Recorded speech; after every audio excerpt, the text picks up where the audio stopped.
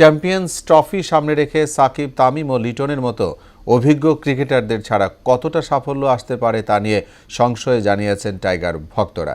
তবে মুশফিক ও মাহমুদুল্লাহ দলে থাকায় ভালো কিছু করার আশা ছেড়ে দিচ্ছেন না তারা।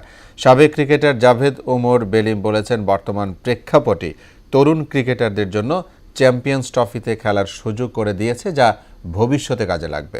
মুদাসসির আলীর প্রতিবেদন। চ্যাম্পিয়ন্স ট্রফির জন্য বিসিবি ঘোষিত দলে সব মিলিয়ে ৩০ ঊর্ধ্ব বয়সী ক্রিকেটার আছেন মাত্র ৩ জন। এরা হলেন সৌম্য, মুশফিক ও মাহমুদুল্লাহ। বাকি সবার বয়স ৩০-এর নিচে। আবার এর মধ্যে শান্ত, মিরাজ ও তাসকিনের বৈশ্বিক ইভেন্টের অভিজ্ঞতা আছে। সবকিছু ছাপিয়ে ক্রিকেট ভক্তদের সবচেয়ে বড় আক্ষেপ হচ্ছে সাকিব আল হাসান, তামিম ইকবাল ও লিটন দাসের দলে না থাকা। বাংলাদেশ টিমটা বর্তমানে যেটা স্কোরটা ঘোষণা করা হয়েছে, এটা আমার কাছে তেমন পাওয়ারফুল টিম মনে হয়। তামিম ইকবাল, সাকিব আল হাসান, ওনারা তো এখন তামিম ইকবাল তো হুট করে এই খেলা থেকে অবসরে ঘোষণা দিল। তারপরে হচ্ছে আপনার সাকিব আল হাসান, উনি তো এখন ব্যাট ফর্ম। তামিম ইকবাল তো হচ্ছে পঞ্চ পাণ্ডবের সবচেয়ে বড় পাণ্ডবদের মধ্যে একজন। তো তার রিটায়ারমেন্টটা সবার কাছেই খারাপ লাগছে। লিটন দাসকে রাখলে পারে অনেকদিন ধরে সার্ভিস দিচ্ছে দলকে, হয়তো বা ফর্মে ছিল না, কিন্তু ওর বৈশ্বিক যেসব টুর্নামেন্টগুলো হয়েছে সেখানে মোটামুটি ভালোই ফর্ম ছিল। সেই হিসাবে লিটন দাসকে রাখা উচিত ছিল। লিটনের জায়গায় পারভেজ ইমনকে নিয়ে সংশয় রয়েছে অনেকে।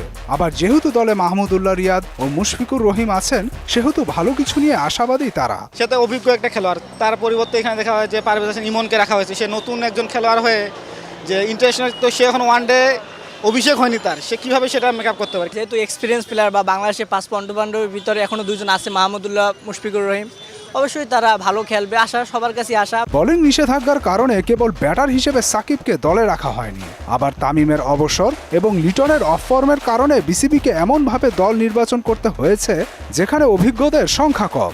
আবার তরুণদের মধ্যে কারো কারো ভালো কিছু করার সম্ভাবনা রয়েছে বলে মনে করেন সাবেক ক্রিকেটার জাভেদ ওমর বেলিম।